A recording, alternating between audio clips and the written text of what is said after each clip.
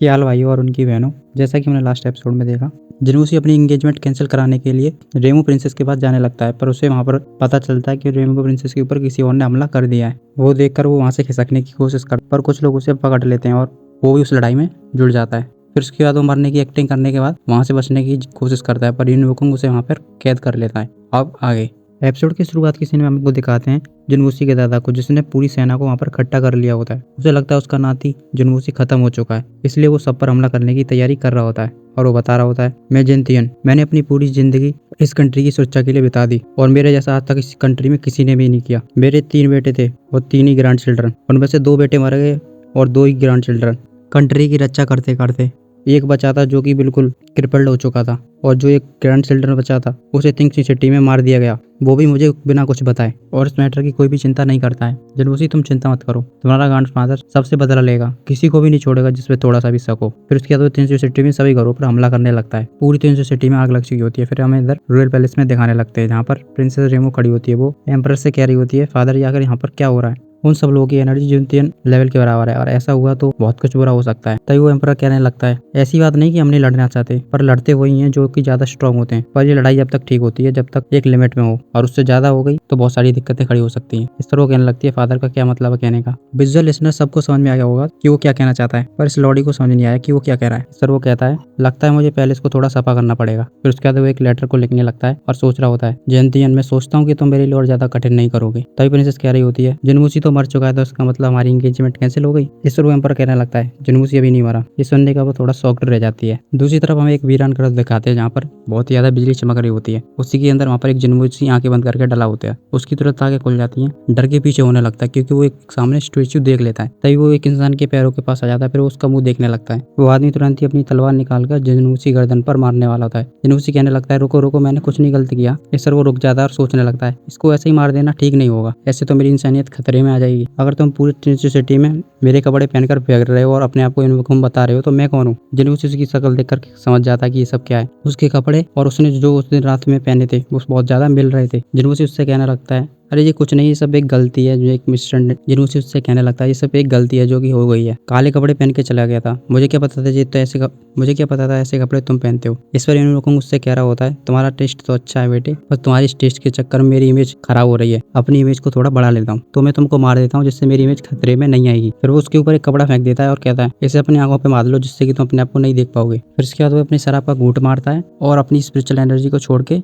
उसके पास कई सारी तलवारें आ जाती हैं। वो उनको उसके मारने ही वाला होता है। तभी जिनवूसी कहने लगता है, जो तुम शराब पी रहे हो वो क्या अच्छी है, इससे घटिया शराब तो मैंने आज तक नहीं देखी। इससे अच्छी शराब तो मैं बना सकता हूँ, 1000 गुना ज्यादा अच्छी। इस तरह उसकी तलवार रुक जाती है और वो कहने लगता है, क्या तुम सच में कर सकते हो। इस पर जिनवूसी खड़े होकर कहने लगता है, हाँ क्यों नहीं, कर सकता हूँ मैं। इनवोकिंग तुरंत ही उसके पास आ जाता है और उसके गले में हाथ डालकर कहने लगता है, तो हम यहाँ पर क्या कर रहे हैं, चलो चलते हैं। जिनवूसी कहता है, चलो हम अपने घर चलते हैं। वो कह रहा होता है, चलो कोई दिक्कत नहीं, चलते हैं, पर तुम्हें मुझे हील करना पड़ेगा। तुम्हारी बहन कैसी है तो बताओ पहले। जिनवूसी सोच रहा होता है, ये तो पक्का सड़प्पा है। इधर हमें दिखा था जिनवूसी के दादा ने ली मैंशन पर हमला कर दिया। तभी उसके पास एक शैडो आती है जो कि बहुत ही मिस्टीरियस दिख रही होती है। वो उसके पास आकर उससे कहती है, तुम्हारा ग्रैंडसन अभी तक मरा नहीं है, वो जिंदा है। वो उससे कह रहा होता है, तुम सच बोल रहे हो। फिर उसके बाद वो अपने हाथ से एक लेटर निकालकर उसको दे देता है। वो लेटर उसी का ही होता है जो एम्परर लेकर आता। इसके बाद वो जिनतियन अपने सैनिकों से कहने लगता है, अब तुम जिसको भी मारो सोच समझ के मारना। फिर उसके बाद वो ली मैंशन में घुस जाते हैं। तभी लियरन और उसके फादर फार आकर कहने लगते हैं, आखिर आधी रात में तुम्हारे यहाँ आने का क्या मतलब है जिनतियन। तभी वो उससे कहने लगता है, हमारी फैमिली का यहाँ मास्टर मारा जा चुका है, तो हम पूरे शहर में कातिलों को ढूंढने की कोशिश कर रहे हैं और उनको मार रहे हैं, तो तुम्हारा वाला इसमें ही है कि तुम हमारे आगे से हट जाओ और तुम अपने घर की तलाशी हमें लेने दो। फिर उसके सैनिक आगे जाने लगते हैं। इसके बाद वो उनसे कहने लगता है,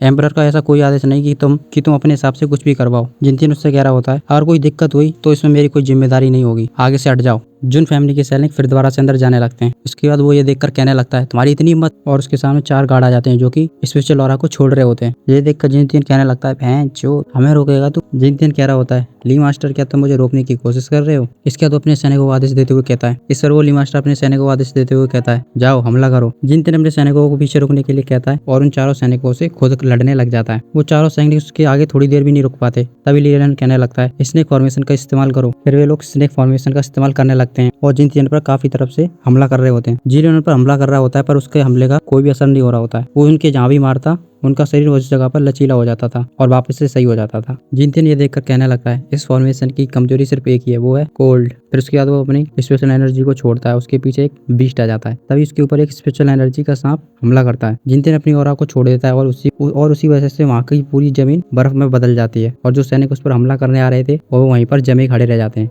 इसके बाद जिनतियन तुरंत ही उन सैनिकों के पास जाकर उन सबको ठोक पीट देता है और एक जगह पर फेंक देता है और अपने सैनिकों से कहता है एक पेन लेके आओ, और उनके पेन लेने के बाद उनके मुंह पर लिख देता है चूतिए गमार बेबुद्धि के, ऐसा सब कुछ लिखकर उनके मुंह पर ली मास्टर के आगे फेंक देता है। ये देखकर वो ली मास्टर कहने लगता है जिनतियन तुम बहुत ही ज्यादा नालायक हो।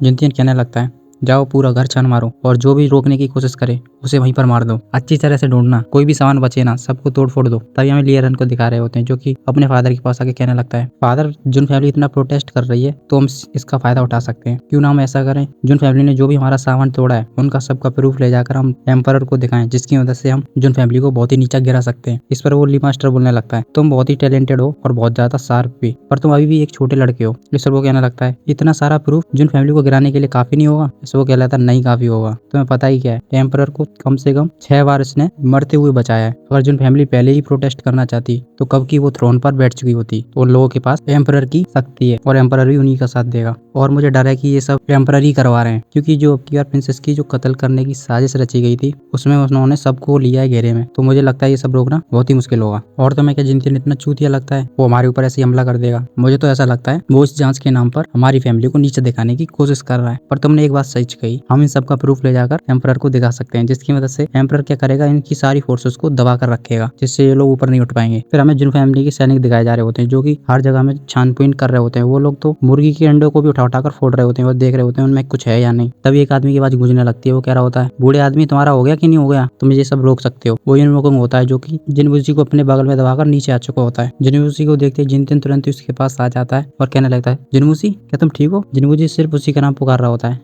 ग्रैंडफादर। इस वजह जिनतियन कह रहा होता है चलो अच्छी बात है तुम वापस आ गए। दूसरी सीन में दिखाते हैं जिनवूसी लेटा होता है, वो आंखें खोलता है तो अपनी आंखों के आगे वो सभी को देखता है। वहीं पास ही में कैर खड़ी होती है। वो कहने लगती है मास्टर तुमने तो मेरी जान ही निकाल दी थी, और वो उसको हक करने के लिए जाने लगती है। जिनवूसी उसको तुरंत रोक देता है और कहने लगता है मेरी हड्डियां तुम्हारा हक नहीं झेल पाएंगी तो तुम इसे रहने ही दो। तभी टांगयान बहुत सारी वहाँ पर हब्स को मंगवा लेता है और कहता है इन हब्स के द्वारा तुम बिल्कुल भी ठीक हो जाओगे। उन सारी हब्स को देखकर जिनवूसी कहने लगता है तुम इतनी सारी हब्स ले आए हो जिससे तो मैं 100 साल तक जी सकता हूँ। तभी जिनवुकोंग कह रहा होता है क्या तुम सब लोग ये भूल चुके हो उसको वापस कौन लेके आया था। जिनतियन तुरंत खड़े होकर कहने लगता है मिस्टर ईगल का बहुत ही बहुत शुक्रिया हमारे ग्रैंडसन को वापस घर लाने का। इस पर वो कहने लगता है इसको मारने वाला भी तो मैं ही था ना, पर तुम चिंता मत करो, जब तक इसके दिए में तेल रहेगा तब तक तो ये जलता रहेगा, जैसे तेल खत्म ये भी खत्म हो जाएगा। ये सुनते ही वो एकदम सतर्क हो जाते हैं और वो सब लोग लड़ाई की पोजीशन में आ जाते हैं। टांगयान एक हर्ब को पकड़कर खड़ा हो जाता है। तभी पासी का जंगला तोड़कर सुई आती है और उसके ऊपर खड़ी हो जाती है और कहने लगती है तुमसे लड़ने के लिए यहाँ पर दो सुई आ चुकी है, और वो अपने बीस्ट के साथ आई होती है जो कि व्हाइट टाइगर होता है। फिर उसके बाद वो जिनवूसी के पास जाने लगती है। जिनवूसी कह रहा होता है तुम यहाँ पर क्या करने आई हो। इस तरह उससे कह रही होती है तुमको बचाने और क्या करने आऊंगी। ये देखकर कैर कह रही होती है ये दोनों कितने अच्छे लग रहे हैं। जिनतियन कह रहा होता है हम मेरी पुश्तें और आगे बढ़ेंगी, ये लोग मेरा खानदान आगे बढ़ाएंगे। तभी हम देखते हैं ये उन दोनों के बीच में पहुंच चुका होता है और कहने लगता है क्या तुम लोगों भूल चुके हो यहाँ पर कोई है पहले से। जिनवूसी और सोई जो कि एक दूसरे की तरफ देख रहे थे वो एकदम पीछे हो जाते हैं। वो जिनवूसी से कहने लगता है तुम तो कह रहे थे तुम्हारे पास बहुत अच्छी बहन है, कहाँ है दिखाओ। अरे बहन चो सराबी मुझे ठीक तो हो जाने दे पहले कि तुझे पौवा पहले दे दूं।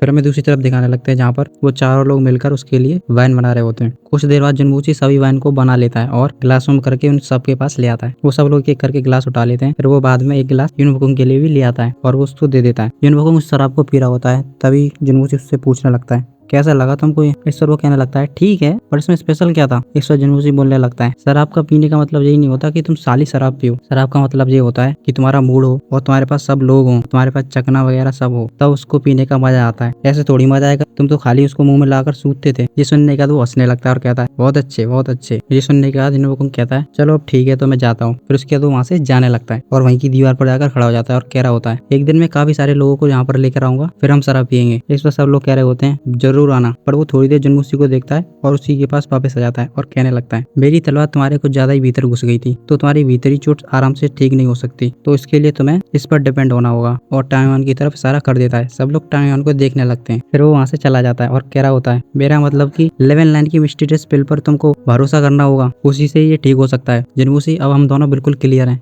इतना कह के वो वहाँ से चला जाता है। टांगयान कह रहा होता है तुम लोग मेरी तरफ क्या देख रहे हो, मेरे पास मिस्टर स्पेल नहीं है, ये तो जनूसी के पास होगी ना। तभी जनूसी उसका बैग निकाल कर फेंक देता है। तभी उसके स्कूल बैग में से वो गोली निकल जाती है। टांगन उसको उठा लेता है। तभी सोई कह रही होती है, अब मुझे बताओ तुम अभी झूठ बोल रहे थे ना। इस पर टांगन कहने लगता है, नहीं नहीं मैंने नहीं रखी। तभी जनूसी कह रहा होता है, हाँ मैंने ही रखी थी, और मुझे पता है कि तुम लोगों की बुद्धि के हिसाब से कोई भी स्कूल बैग में नहीं ढूंढेगा, क्योंकि तुम तो स्कूल जाते ही नहीं हो, और इससे छुपाने की जगह तो कुछ हो ही नहीं सकती थी। टांगन तुरंत उस गोली को जनूसी के मुंह में घुसा देता है और कहने लगता है, तुम्हारे पेट से अच्छी जगह कौन सी हो सकती है। तो फिर दूसरी तरफ हमें रॉयल पैलेस में दिखा रहे होते हैं। एक सर्वेंट एम्परर से कह रहा होता है, हमने मिस्टर फैंग को वहाँ पर भेज दिया है, और उन्होंने बताया कि जनूसी की सारी मेडिसिन हैं वो इंटरनली बिगाड़ दी गई हैं, पर ये अच्छा है कि हमारे पास जो खतरा आया था वो टल चुका है। पर अब मुझे ये नहीं पता कि जुन फैमिली इस पर क्या रिएक्ट करेगी। इधर हमें जिनतियन को दिखा रहे होते हैं, जो कि कह रहा होता है, तुमने तो अभी प्रैक्टिस करना स्टार्ट किया था और कुछ समय बाद ही तुम यूजलेस बन गए, अब जुन फैमिली का क्या होगा। जिसन ने कहा, जनूसी कहने लगता है, जैसा मिस्टर फैंग कह रहे थे मैं उतना ज्यादा सीरियस नहीं हूँ। फिर उसके बाद अपनी पावर को उनको दिखाने लगता है और उसकी हाथ में काफी सारी स्पिरिचुअल एनर्जी छूट रही होती है। मैं बिल्कुल ठीक हूँ, तुम चिंता क्यों कर रहे हो ग्रैंडफादर। ये देखकर ग्रैंडफादर खुश हो जाता है और कहने लगता है, तुमको मेरी एक्टिंग कैसी लगी।